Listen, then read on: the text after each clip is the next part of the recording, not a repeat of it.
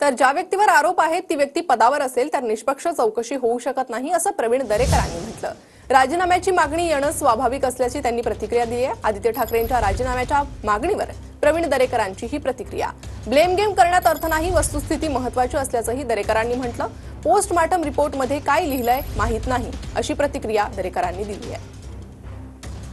तर जेव्हा एखाद्यावर आरोप होतात तेव्हा आपण त्याची चौकशी जर तो पदावर असेल तर त्या ठिकाणी निरपेक्ष किंवा इम्पार्शियल चौकस होऊ शकत नाही आणि त्याच्यामुळे त्यांना मागणी तशा प्रकारची येणं स्वाभाविक आहे। त्याच्यामध्ये मला काही गैर वाटत नाही की त्या ठिकाणी जर एवढ्या उंचीवरून आलं तर त्या ठिकाणी निश्चितच काहीतरी घातपात आहे, त्या ठिकाणी हत्या आहे, अशा प्रकारचा जो आरोप आहे त्याला कुठेतरी पुष्टी मिळते।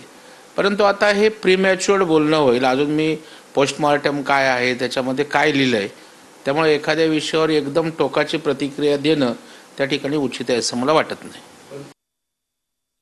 सत्य परेशान हो सकता है, पराजित हो नहीं सकता है, जेव्हा त्यांचं सरकार होतं तेव्हा आमची ही वाक्य होती। त्याच्यामुळे मी म्हटलं की वस्तुस्थिती आहे तीच महत्त्वाची आहे। आता तेही या विषयाचा राजकीय स्टंट करत असतील तर आम्हीही बोलू ना, तुमचं सरकार होतं तेव्हा तुम्ही पुरावे दाबलेत, तुम्ही यंत्रणेला हाताशी धरलत। त्याच्यामुळे मला वाटतं ब्लेम गेम करण्यात काही अर्थ नाही। हा विषय संवेदनशील आहे।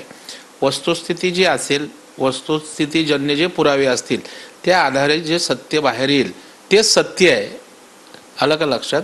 बाकी सत्य परेशान आहे, पराजित वगैरे सगळे डायलॉग जो तो आपल्या सोयीने मारत असतो।